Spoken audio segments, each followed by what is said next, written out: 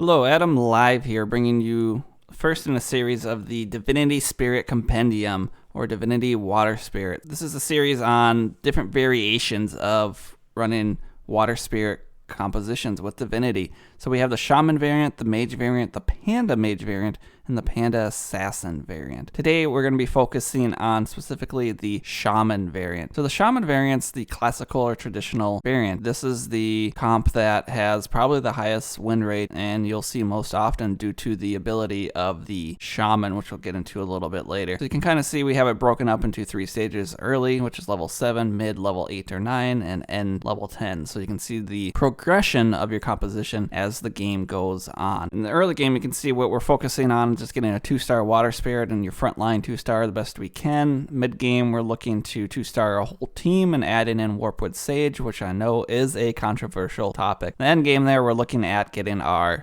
legendary Shamans in the mix. You can run whatever you want in the beginning game, similar to most comps. The beginning does not dictate what you can do at the end. We're doing pretty well, and we're getting multiple cave. We're throwing some warriors out, and so powering through here, seeing if we can get anybody 2-star, trying to pick up people, trying to econ, keep up in level, not tank too much health. Those are general strategies right now. We're looking, again, priority is getting 1-star of everything, 2-star in frontline, 2-star Water Spirit, and we'd like to do that when we hit level 7, if not shortly into level 7. So I mentioned earlier that running Warpwood Sage is a controversial topic in Divinity Spirit or Divinity Water Spirit compositions. A lot of people say you don't run him because the 4 cave clan bonus is more potent. So the 4 cave clan bonus is accomplished here by having 3 cave clan characters, in this instance Swordman, Lava Shaman, and Red Axe Chief, plus the 2 wizards. So the Soul Devourer and the Grand Herald give you +1 to any composition of 3 or more chess pieces that are on the board. So that's 400 health across all your characters. However, Warpwood Sage happens to be a carry in its own right, and I love to run Warpwood Sage as he can hold his own against Ember or Trace. If my Water Spirit dies being only a 2-star, Warpwood Sage will be the last character alive and can solo out some of the team, especially early game. I'm not too concerned about running Cave Clan, and I know running the Shaman variant, we will get our 4K bonus again at level 10, so if we have to break it at some point, I'm not too worried about it. Now we go ahead and we push the 7, and we are not ready to hit early game Divinity Water Spirit. So we're going to go ahead here now in round 17 and see what we can pick up here. We're going to roll down.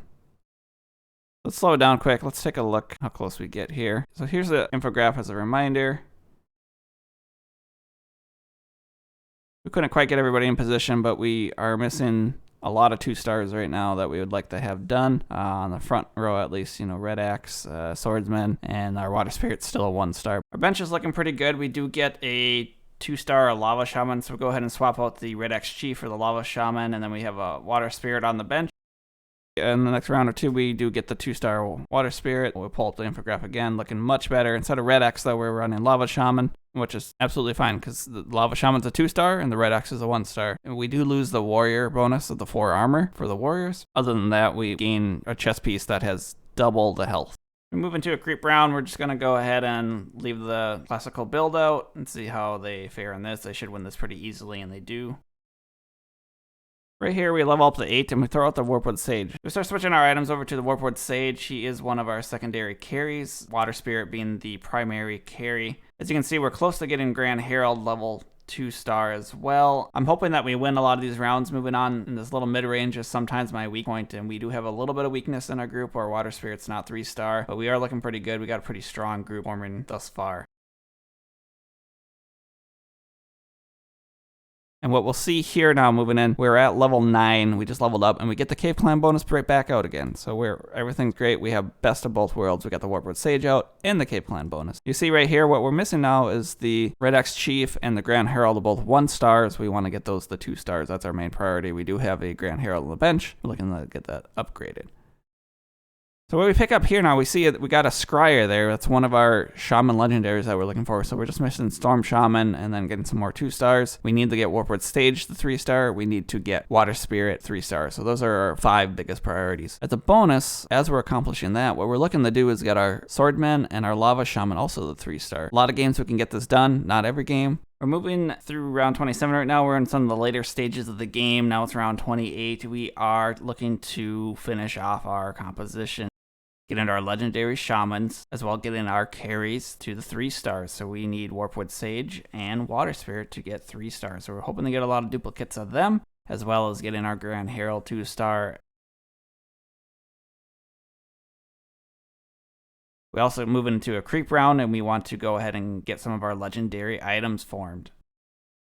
We're not too worried about getting Red X Chief to a 2-star anymore, because we know we're level 10. We're looking for the Storm Shaman, where that's going to replace the Red X Chief anyways. We did pick up a God of Thunder, and now we see the Storm Shaman. Very next round, we get the Storm Shaman. We picked up the Tortola Elder for a minute, in case we wanted to run the Mage variant. We get the Lava Shaman on the front line, might hex somebody there, and we just get everybody else kind of protecting us for, like, assassins. Now, normally the Warpwood Sage would get moved over. I don't believe we get it moved over this game for some time. So again, the infograph about positioning, that's just the cookie cutter layout, mostly for assassins. Like Ember pops in the back line, kills your shaman, you might be able to get a quality hex on them. So these layouts here are just general cookie cutter templates of where to position your chess pieces, but you do need to pay attention to where your opponent is placing their chess pieces. For example, you'll see in some of the later clips, we have to move our shamans around. This is the shaman variant of the Divinity Spirit or Divinity Water Spirit comp. As such, the power really comes in the shaman 4-piece bonus. As you can see, this 4-piece shaman bonus allows CC or crowd control on your opponent's chess pieces. This CC will hex your opponent's chess piece that kills your shaman. This can be quite powerful. For example, your opponent's 3-star or 2-star Venomancer kills one of your shamans. Your shaman then will transform that Venomancer into another character. Let's say a Venomancer turns into a source. That is a huge power swing and is the real power behind running shamans in the shaman variant. We do take a loss here and take a considerable amount of damage, so we roll down a little bit, trying to make my team a little bit stronger. So we go ahead and we prioritize God of Thunder on the egg. I did end up rolling down pretty far here, but I did hit several chess pieces that I was interested in getting leveled up. We do hit Lava Shaman 3-star. We hit a couple more Water Spirits, so we're getting very close there, and we're very close to Swordsman as well. Plus we have the other 2 legendaries sitting on the bench. And there we go, we hit the Scryer 2-star, and we got an egg. We just throw it on the Storm Shaman rather than waiting for the Water Spirit. We're at 1 health only compared to 38 and 35 health, so we've been in a must-win situation for quite a while. We make it to the top 3. Now we get yet another creep round, so another opportunity for a legendary item. We're not too concerned about losing this. We did manage to 2-star all 3 of our legendaries. So that would be the Scryer, God of Thunder, and Storm Shaman. We go ahead and put some more of the legendary items and some of the other items from the previous player that got defeated and get those onto our characters as best as we can here.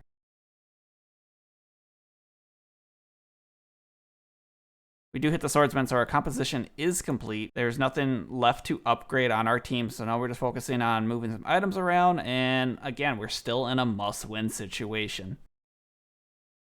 Gonna slow things down here. We are in the final matchup. Again, we're at 1 health versus 32 health. So we're gonna have to win a couple times in a row at least, if not more. What kind of happens here is we know we need to move the shamans around some. We need to move some of our other characters around as well, try to line them up. I know that one of their Umbras is their tank. It has some defensive items on it, and I need to make sure I don't get stuck attacking their tank. I want to be attacking their weaker characters best I can.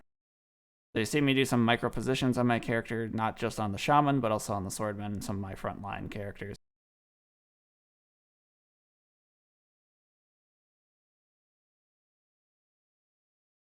We do go ahead and get that win pretty easily. You see, I do have 21 gold, and the opponent has almost nothing. They're rolling down. They're looking for things. I am not looking for anything. I have no extra characters on my bench or even rolling down. I'd be only looking at my really support characters at this point. I already had been moving around my front row a little bit. Now I start moving my back row a little bit because some of the hunters attack your furthest characters back. And so I want to make sure they're hitting my secondary characters that I don't care about as much. Those be the Goddess of Light, the Soul Devourer, and the Grand Herald. Additionally, I move the Grand Herald around so it can hopefully copy an ability that is more advantageous to me.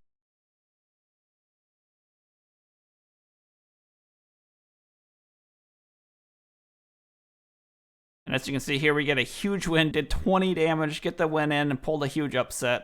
I hope you guys enjoyed this video guide as much as I did making it. Till we meet again. Check out my other video guides on auto chess comps. Until next time, Adam Live, signing off.